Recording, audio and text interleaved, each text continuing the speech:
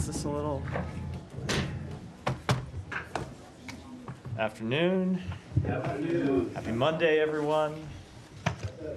Let's get started. The United States is today imposing sanctions on Amana, the largest organization involved in settlement and illegal outpost development in the West Bank, as well as its subsidiary Binyane Bar Amana. Amana is a key part of the Israeli extremist settler movement. It maintains ties to a number of individuals previously sanctioned by the U.S. government, and it has helped establish dozens of illegal settler outposts and directly engaged in the dispossession of private land owned by Palestinians. In addition, we are imposing sanctions on Eyal Hari Yehuda Company, its owner Itamar Yehuda Levy, Shabtai Koshlevsky, the vice president of Hasamor Yosh, and violent extremist Zohar Sabak. The actions of these individuals and this company have contributed both directly and indirectly to the rise of violence in the West Bank. The United States remains committed to fighting increasing extremist settler violence.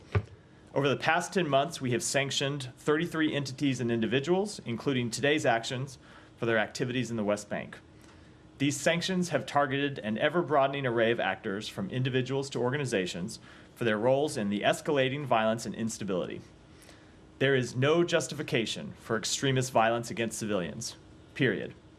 We are committed to working with Israel and the Palestinian Authority to de-escalate violence in the West Bank, which has cost the lives of too many Israeli and Palestinian civilians.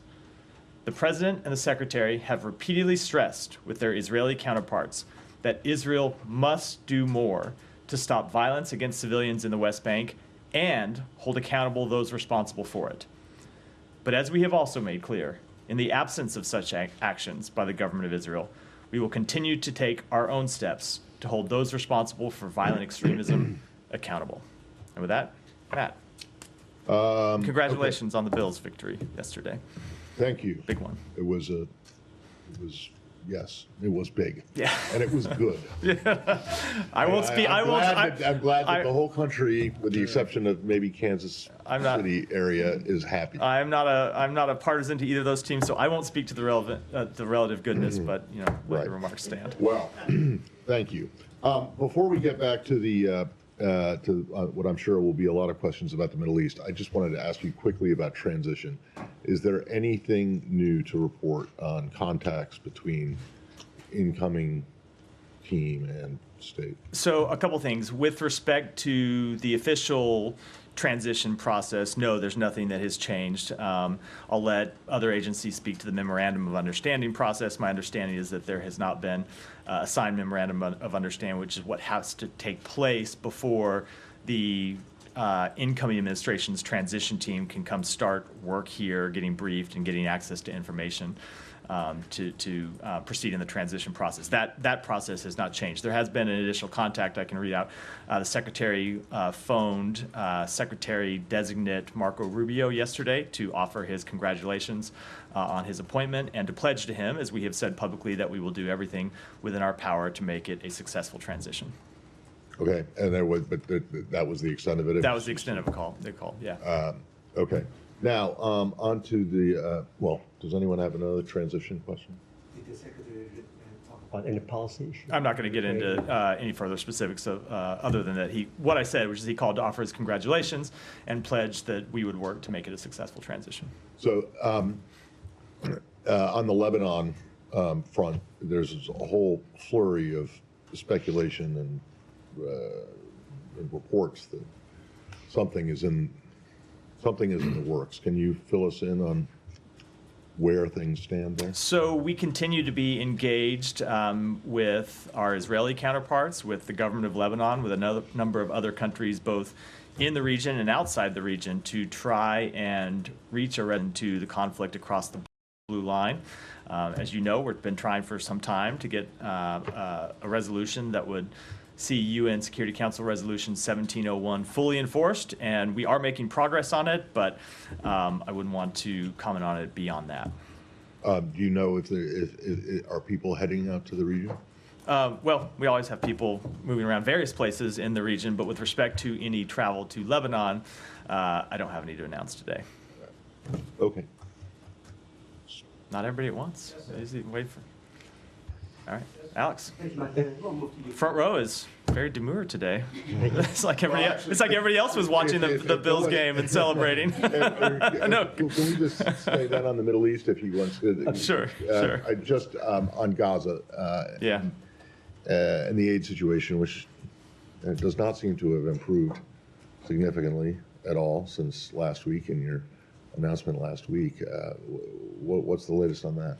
So we have seen the situation improve, though to see the actual realization of all of those improvements, we do think will take some time. But we have seen the government of Israel take additional steps. They voted last week to allow 250 trucks per day in, and then in addition, the Prime Minister instructed the Minister of Defense to make every effort to get that level of daily truck deliveries up to 350, which is the number that we called for in the letter. As you know, they now have 5 crossings open. They reopened a crossing that had been closed. They opened a new crossing, things that we called for. They restarted the Jordan Air Force's corridor, something that we had called for. They removed 30 items from the dual-use restricted list, something that we had called for in the letter on behalf of a number of humanitarian organizations that had been calling for those steps to be taken. They restored deliveries to the north. They expanded the Mawasi humanitarian zone by 25%, something that we had called for in the letter. They are implementing the UN's plan to prepare for winter, which includes things like repairing roads, facilitating the entry of winter-specific aid, vaccinations for winter-specific diseases. And so we have seen them take a number of steps, some of which have been public, some of which they have communicated to us, and I'm making public now. And it will take some time to see whether those actually translate to what they're supposed to translate to, which is more humanitarian assistance making it into Gaza, and then more humanitarian assistance making it to the actual people inside Gaza that need to get it. And that's what we're committed to seeing take place over the coming weeks. Yeah. Just, I guess this is related to sort of transition. Do you have any comment on reporting about Elon Musk meeting with the Iranian ambassador last week, Monday? I don't. Okay. I don't. Going back to Lebanon, Matt, can you say whether there have been any gaps that have narrowed in the negotiations over a diplomatic resolution here?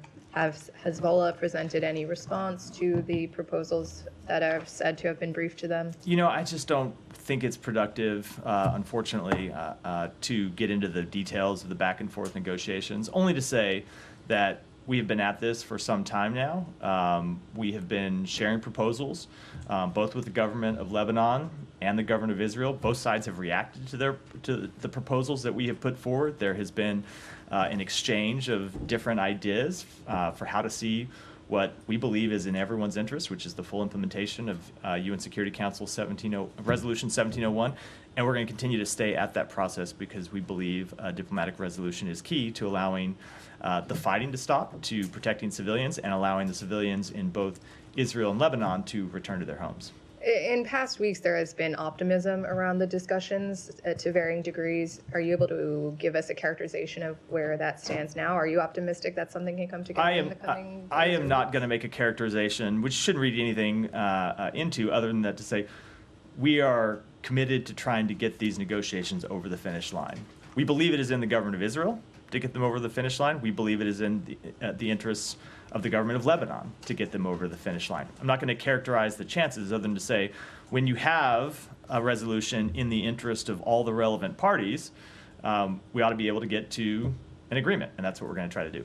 And then switching to Doha and the calls for Hamas to be booted out of the country, where does things stand there? Are there still Hamas officials in Qatar? If not, where are they now? And what's the latest? I will let the various relevant governments speak to where they are. I know the government of Qatar has spoken to this to some extent. I've seen the reports that some of the leadership of Hamas who had been in Doha have now moved to Turkey. I'm not in a position to dispute those reports.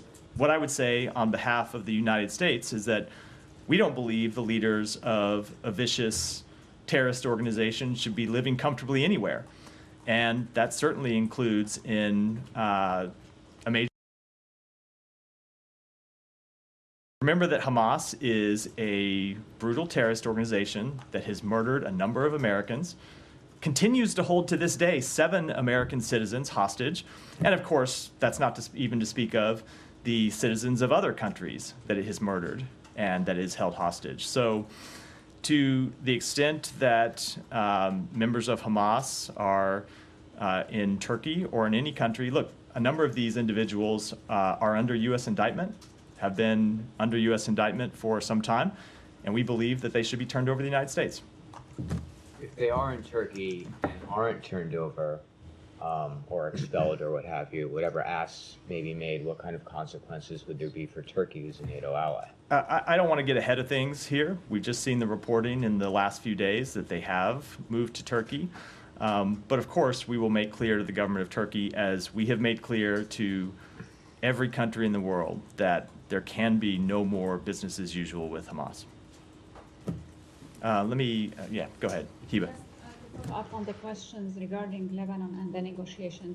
You used to say, for example, when it comes to Hamas and Israel, the onus is on Hamas or on Israel. When it comes to Lebanon, where's the problem? Here or here? Lebanon, Hezbollah, or Israel? So both the government of Israel and the government of Lebanon need to agree to an ultimate resolution, a diplomatic resolution. Obviously, that requires to both of them agreeing to the various proposals that we have put forward. And you can imagine, as is always the case in this kind of diplomatic engagement, there are things that each side wants and things that each side objects to. And what we try to do is to work through that and get to a resolution that both parties can agree to. But ultimately, the onus is on both of those countries. And when it comes to to the internal politics in Lebanon, you've been trying to have a kind of political solution for the presidential elections and many things in Lebanon. Any update on these efforts? No, look, we continue to want to see the Lebanese parliament elect a new president. We have been pushing for that since before the outbreak of violence in the past few months. We've been pushing for that since before October 7th, and we're continuing to push for it, but I don't have any update to offer. There are some talks that there are regional partners pushing for a role to Bashar al-Assad within Lebanon. Are you on the same page, or do you accept such a proposal to start with? I don't know what proposal that refers to specifically, and I wouldn't want to comment on it here today. Thank you. So let me just try to stay in the region first. Yeah. Michelle, go ahead. Matt, do you support the Israeli right to intervene in Lebanon militarily in the future in case the Lebanese armed forces or the UNIFIL don't move against Hezbollah? So especially in the south? Yeah, so I don't want to speak to that specifically. I know there have been reports about various things that may or may not be under negotiation. So sometimes when I comment on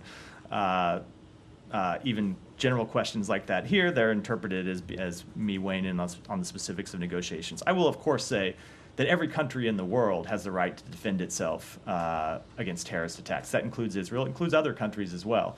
And I think I'll leave it at that. And will you give Israel guarantees in this regard? I'm just not going to speak to the underlying diplomatic negotiations. And is there only one draft that you are working on, or 2 drafts? Only one. I think I'm going to have to apply my previous answer, which is I'm not going to talk to the specifics of the negotiations. Ultimately, we're looking to a proposal that can be agreed to by both countries. And do you know if Folkestein is going today to Lebanon, or? I would refer you to the White House for that. Almost hasn't worked here for more than a year now, but I would direct you to the NSC to speak to his travel schedule. Thank you. Go ahead. Yeah. Over the weekend, Haaretz reported on Israel's crackdown on foreign activists in the occupied West Bank, stating that at least 16 foreign activists, many of them our Americans, have been expelled from Israel since last October after being detained in the West Bank.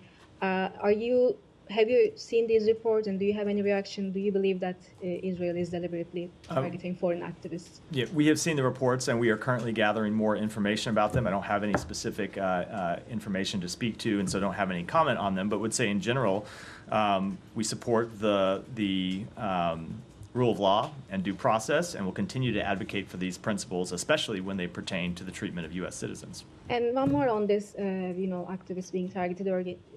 Turkish-American activist Ayşenur Agi was also killed by Israel in the West Bank 69 days ago, and there has been no accountability to this day. Eyewitnesses say she was deliberately targeted by Israeli forces. The last time I raised this issue at the briefing, you told me that you were pressing Israel for answers.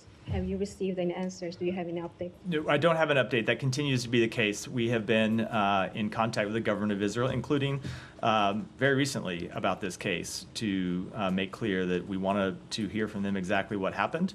As you know, the Secretary has said that it is unacceptable that anyone should be shot and killed just for attending a peaceful protest. And we continue to press the government of Israel to conduct its investigation and to brief us on the results of that investigation. But I don't have an outcome to read out as of yet.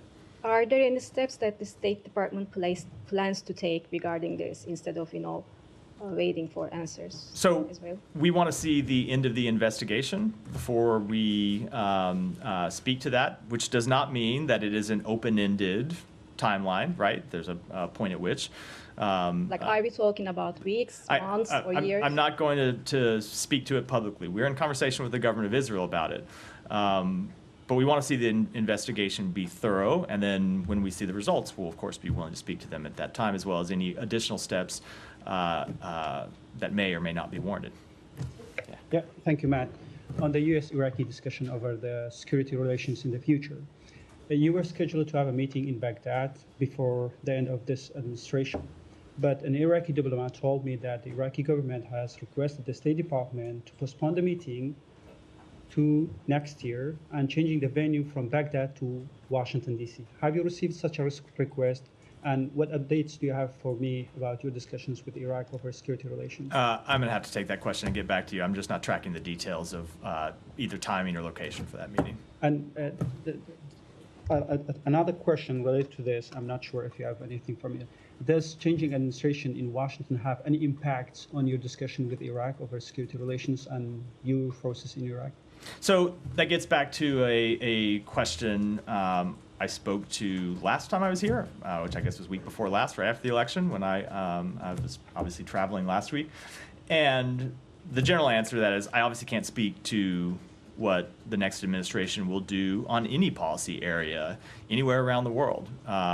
We have made clear what we believe is in the interest of the United States, and we will continue to pursue those policies and continue to put them in place between now and January 20th, but I wouldn't want to speculate in any way what the next administration may do. And last question, the Iraqi militia groups has increased their attacks on Israel. I'm sorry, the Iraqi militias, yeah. They increased their attacks on Israel. Even yesterday they attacked Elliot.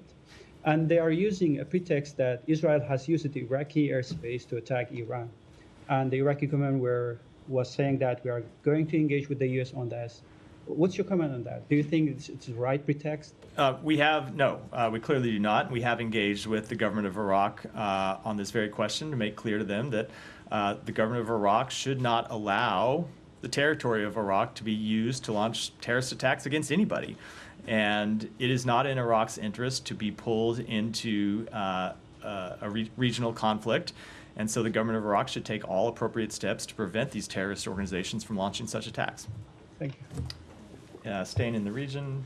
Well, I wanted to move to Russia. I should. Let me just. I will come to you next. Let me just make sure anyone else has anything else in the region. Go ahead, and then I'll come back to you next time. Thank you, Matt. According to Israel Behind the News report, UNRWA schools in Bethlehem are reopened, and UNRWA is actively participating in the war against Israel. My question to you is, will the U.S. therefore demand on arms and ammunition inspection of UNRWA schools and medical clinics and a follow-up? So I don't know what report you're referring to, but we do not believe that UNRWA is engaged in active war against the state of Israel. Okay. Let me just finish. UNRWA exists to provide humanitarian services to the Palestinian people. We believe it's important work that they play. Now, we take very seriously the allegations that there were UNRWA employees who were involved in the terrorist acts of October 7th and made clear that that's absolutely unacceptable, and those employees must be held accountable for those actions, but that's different than painting with a broad brush the entire organization. Again, another issue, in light of the U.S.-UNRWA Accord, which conditions USA to UNRWA on the removal of incitement in texts and murals from UNRWA, will the U.S. demand that murals and texts which glorify murder of Jews be removed from UNRWA refugee camps in Bethlehem? I don't know exactly what specific report you're referring to, so I'm not going to comment on it. Simon, go ahead. What can you tell us about what the current policy is on whether Ukraine can launch long-range missile strikes into Russia using U.S. missiles? I don't have any policy updates to speak to today. As you know, since even before Russia launched its full-scale invasion, the United States has marshaled a coalition of more than 50 countries to provide assistance to Ukraine and to hold Russia accountable for its actions. We have made clear that we will always adapt and adjust the capabilities that we provide to Ukraine when it's appropriate to do so, and you have seen us back that up with steps that we have taken over the past several years, but I don't have any new policy developments to speak to today. Obviously, this is already being reported that there is a change of policy, and the Kremlin has responded saying this is a major escalation from the U.S. Do you have you're not confirming the policy change, Yeah. but given that this is already information out there that Russians are responding to, what's your take on them accusing you of escalating this conflict? Yeah, so again, I know this goes without saying, but let me say it anyway. I'm not going to speak to or confirm any policy changes. But when you look at escalation of this conflict, it has been Russia that has escalated the conflict time and time again. And that includes just in the recent month when Russia recruited the deployment of more than 11,000 North Korean soldiers who are now on the front lines in Kursk, engaging in combat operations against the Ukrainian military. That is a major escalation by Russia, bringing in an Asian military to a conflict inside Europe. And as we said, as the Secretary said, our response to that would be firm. And the supporters of Ukraine's response to that needed to be firm. And we will continue to do what is appropriate to hold Russia accountable for its actions, including its escalatory actions, and to hold North Korea accountable for its escalatory actions. The Russians say that they can just deploy whoever they like to Kursk because it's inside their own country. What's the kind of principle here that a country can't bring in other troops to defend? So the first principle that we need to remember, of course, and I know you haven't forgotten this, but for everyone else, is that it is Russia that started this war by invading the sovereign territory of its neighbor. Russia that invaded Ukraine supported proxy war in 2014, and then that launched a full-scale invasion of Ukraine in 2022. And so if Russia wanted to stop the attacks on its territory, it's the aggressor here. And it could withdraw from Ukraine. It could stop targeting Ukrainian civilians. It could stop targeting Ukrainian civilian infrastructure. It could stop occupying Ukrainian territory. So it matters very much who is the aggressor in this conflict and who is the victim. But the fact that Ukraine is defending the occupation of its territory by launching attacks inside Russia in no way justifies the escalation of this conflict by introducing a foreign army into conflict directly with Ukrainian soldiers. And you've said that since the election of Donald Trump as the president-elect, you've said you will surge remaining military assistance to Ukraine. With I guess the idea of strengthening the Ukrainians, from the sort of comments from Russia, sort of saying, well, this is an outgoing administration and they are acting irresponsibly by further escalating a conflict. I know you're not confirming this particular act, but you have talked about rushing support for Ukraine and giving the Ukrainians as much as possible. Is there a danger that you are fueling the fire of a conflict that your successor may have a different view on? The American people elected Joe Biden to a 4-year term, not to a term of 3 years and 10 months. And we will use every day of our term to pursue the foreign policy interests that we believe are on behalf, that we believe are in the interests of the American people. If the incoming administration wants to take a different view, that is, of course, their right to do so. And I expect in many cases they will do so. But it is our duty to fulfill the mandate that the American people gave to President Biden. And we will continue to do that. And I would add that when you look at the position of the American public on support for Ukraine, there has been overwhelming support among the American people, and there's been overwhelming support in Congress for providing this aid to Ukraine. So we're going to continue to provide it and get all of it out the door before we leave office. Yeah, Janet, go ahead. Thank you very much. Russia and North Korea. Russian Kremlin stated that even after the war between Russia and Ukraine ends, North Korean troops will remain stationed in Russia. What are your concerns about the integration of North Korean troops into Russian units? We continue to be greatly concerned about the security relationship between North Korea and Russia.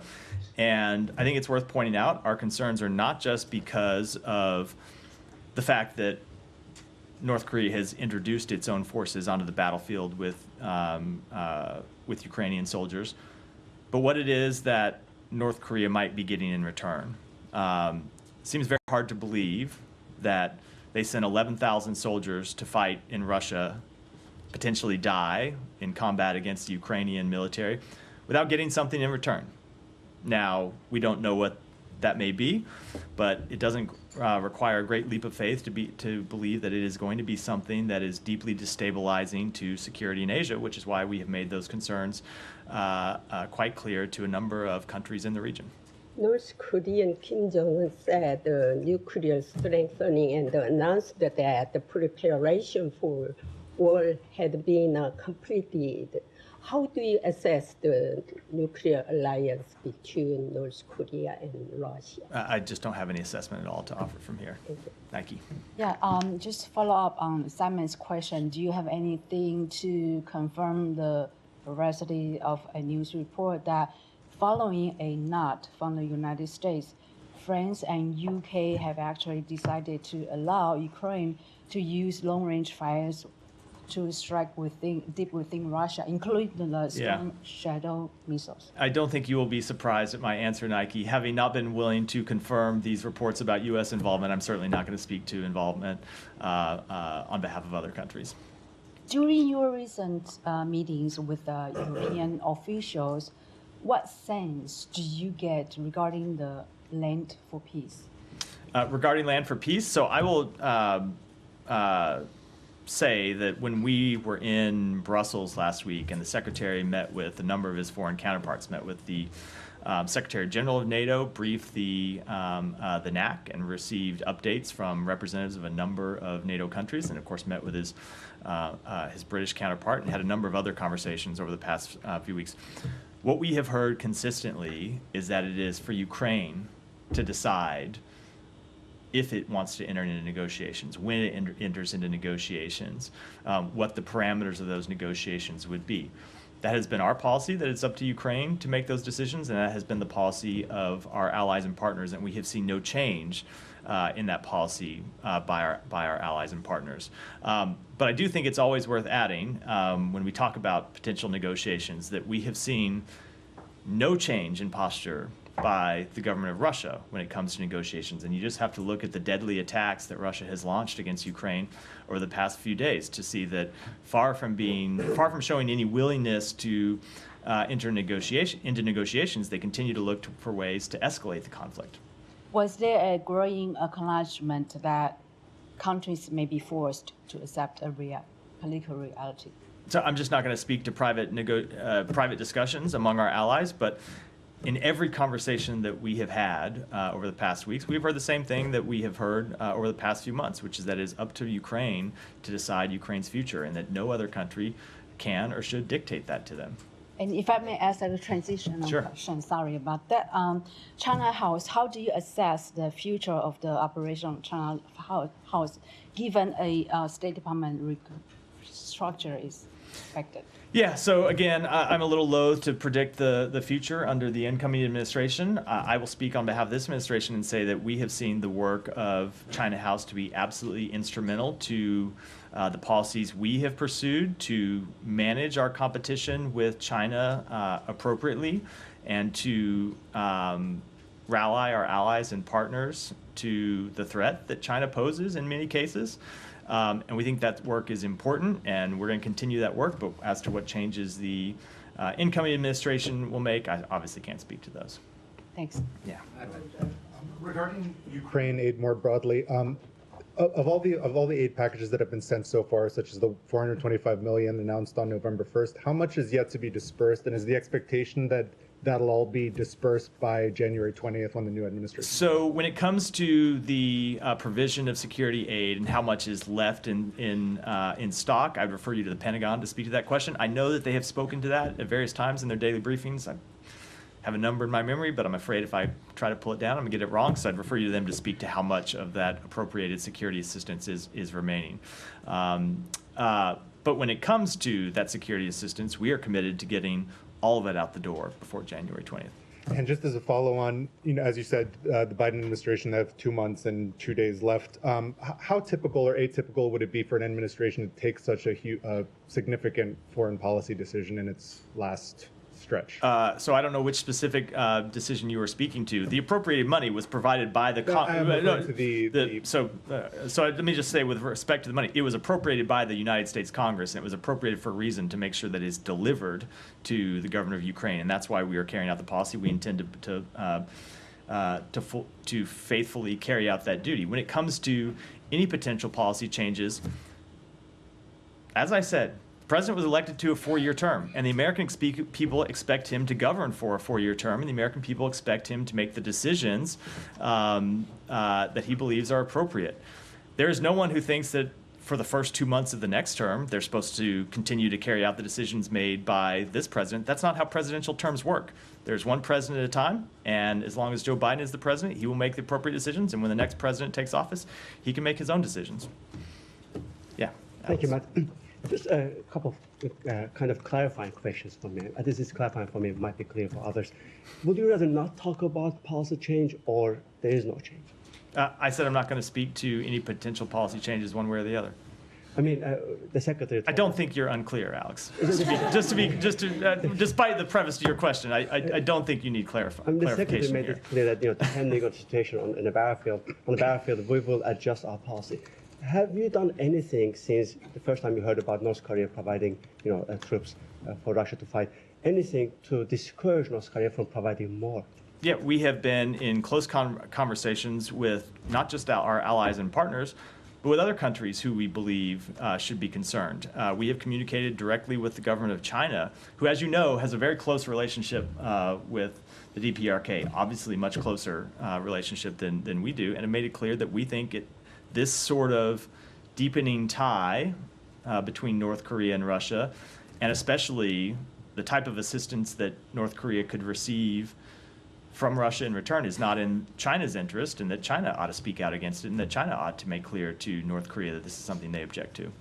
These are the statements, but there was no action. We have taken a number of steps, and if you look at the diplomatic engagements that we have pursued, Alex, I could point you to, oftentimes I can't speak to them publicly, but there have been a number of times over the past few months when our diplomatic engagements with allies and partners or other countries have led to them to intervene and potentially ward off a dangerous escalation. Tomorrow marks 1,000 days since February 24, 2022. Why not strengthen Ukrainians' hand while you can, by letting them strike back deep inside Russia? If you look at what the United States has done, we have supplied Ukraine with an extraordinary amount of equipment, billions and billions of dollars of equipment that they have used to prosecute this war, that they have used to push Russia back off of Ukrainian territory in many respects. The job, of course, is not completed, and we have authorized them to take strikes inside Russia. Now, with respect to any other potential policy changes, as I said, I'm just not going to speak to them from here. You believe you still have time? I'm sorry? You believe you still have time? I don't have anything further to say on the matter, Alex. I think it's quite clear. Thanks so much. My last one on this matter. German Scholz call to Putin. Was it helpful, harmful? Where are you at this? I don't have any comments by about the diplomatic engagements by the government of Germany, who is, of course, a close ally of the United States. Thank you. Go ahead. Thanks, Matt. An Indian citizen, Anmol Bishnoi, was detained in California by the U.S. Immigration Department last week. Media reports suggest that FBI officials and Indian security officials have discussed the possibility of deporting him. Wondering if you have anything to add on this report or, verify this report. No, the only thing I would add to it is that it would be appropriate, if anyone is going to comment on such a report, it would be the Department of Homeland Security and the FBI, not the State Department. There were also disturbing reports of... I said is going to. They may, and I prefaced it that way because they may decline to comment, but I certainly am not going to comment on something that falls within their jurisdiction. Right. There were also disturbing reports of mob violence when a political gathering of Awami League in Bangladesh was attacked for peaceful protests, public attacks on women, minorities attacks, journalists jailed, and press access cancelled. Critics of the interim government suggest that the 15th August students' monsoon revolution is taking the country back to the conditions from where it all started. We heard Vedant condemning it here from the podium, but have you had any engagements with the Bangladeshi interim government on this particular issue? I'm not going to speak to private diplomatic engagements from here, but we have made clear to the government of Bangladesh, as we make clear to countries all around the world, that we support the right to peaceful protest and that in no way should any government engage in violent crackdowns on peaceful protests. And one last one. Yeah. Bangladesh Attorney General pushed for change in the constitution to remove the word secular from the constitution amid growing attacks on religious minorities. Wondering if you have anything to add on. I'll take that back and see if we have anything to say about it. Go ahead. So Secretary Blinken last week pledged a firm response to the North Korean troops in fighting in the war. So if there's no change in policy, should we expect any more response to that, and when?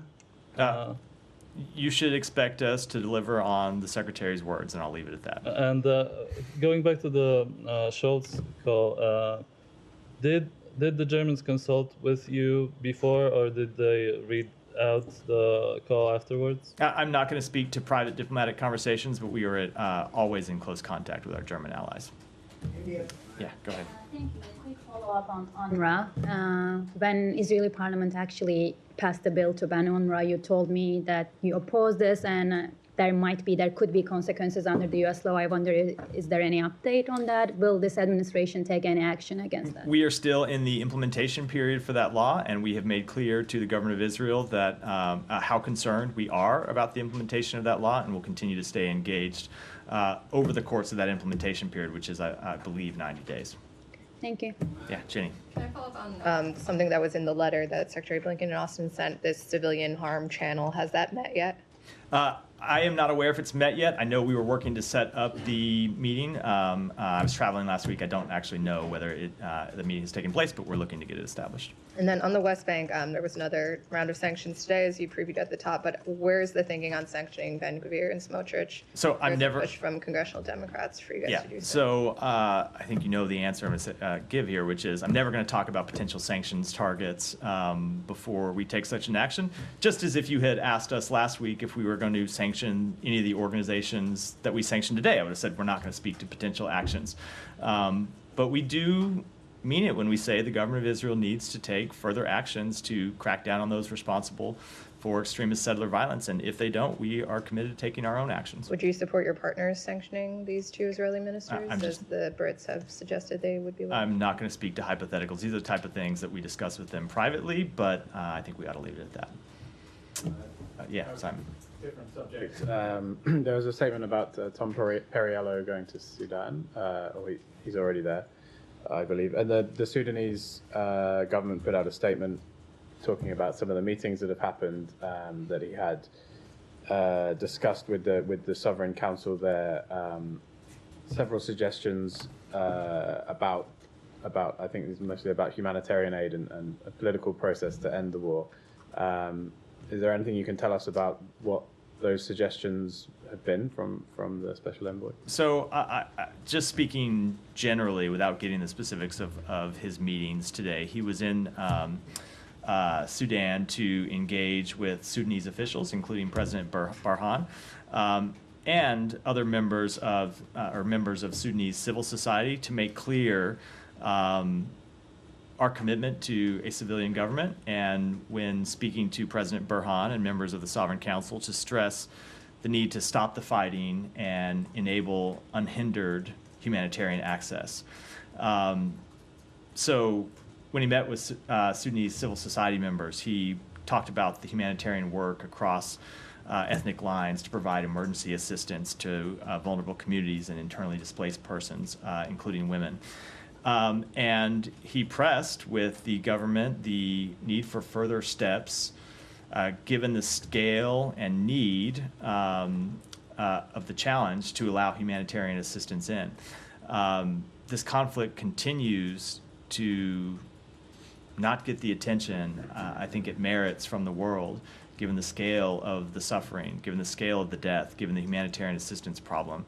And so we were there to continue to press the government to do all it can to not hinder the provision of humanitarian assistance. And of course, we ultimately continue to want to get to a ceasefire and an end to the fighting. Did General Burhan agree to some of these things that you're suggesting? I don't have a further readout of the meeting. I haven't talked to Tom since the end of those meetings, which were just today. So I don't have a specific readout to what the general might have said. Is part of that like these relief corridors to get aid into Al-Fasher, Sennar, and parts of Khartoum? Let me take it back and either talk to the special envoy or his team and get you a more complete answer. Go ahead. All right, back to the Ukraine issue. On the reported permission for Ukraine to use long-range missiles, regardless of who's responsible for escalation, are you able to give us an assessment of whether there will be an escalation going forward, and how did the United States... Of whether what? How, if there's an escalation going forward, and how did... By whom? I'm lost in the question, Yes. Can you give us an estimation as to if there will be an escalation, how will the United States cope with the situation? You mean like if there's a further escalation by Russia? No, I wouldn't want to preview how we might respond to a hypothetical situation. And is there any sort of interaction between the Secretary and his Russian counterpart at the G20? No. Matthew, good afternoon. Yeah. The Vatican Secretary of State, Cardinal Pietro Parolin, said, quote, on discussing the Ukraine war, quote, "This war risks dragging us into a nuclear confrontation, a descent into the abyss." He just said that. What's the State Department's reaction to that statement by the Cardinal? That we want to see the war end in a way that provides a just and lasting peace for Ukraine. But the way for that to happen is for Vladimir Putin to end his attacks on the people of Ukraine. But the war is now 1,000 days old as of tomorrow. Simply, who's winning and who's losing? I am not going to give you a day-to-day battlefield assessment here, but if you look at what Ukraine has done, going back to the beginning of this conflict, at least to the full-scale invasion, we have seen them win the Battle of Kyiv and stop Kyiv from falling when many predicted that it would fall within a month, certainly within weeks. We have seen them take back somewhere around half of the territory that Russia occupied. We have seen them in recent weeks occupy territory inside Russia and continue to defend it. So the Ukrainian forces have performed admirably up against, let's remember, a much bigger country with a military that was much larger at the outset of this conflict, with a military that had much more advanced equipment at the outset of this conflict, a gap that we have in many respects bridged through the provision of our assistance. So I'm not going to make any predictions about the future of this conflict, but I'll say if you look back at the way the Ukrainian military has performed over the past 2.5 years, they have performed not just with valor and with dedication, but with real results. How does it all come to an end then? I'm not going to make any predictions about how it comes to an end, but we want it to come to an end in a way that respects Ukraine's territorial integrity, that respects its sovereignty, and that doesn't reward a dictator who is intent on pursuing the acquisition of land through force. All right, go ahead. Thank you very much. This Biden administration lift ban on weapon sales to Saudi Arabia a couple of times. Meanwhile, what we observed, a widow of Saudi Islam journalist Jamal Khashoggi's wife, she wrote letters to U.S. senators, almost 100 letters, and only 9 responded. She is seeking for justice. The question is, with the start of this administration, these things, weapon transfer and defense deals with Saudi Arabia, all were linked with humanitarian records, rights, and other things. So did you guys get some assurances from Saudi Arabia for letting them in these defense deals? So when it comes to the provision of military assistance to any country around the world, of course we take into effect humanitarian record and how our weapons might be used, and we make the decisions appropriately. All right, with that, we'll wrap for today. Thanks, everyone.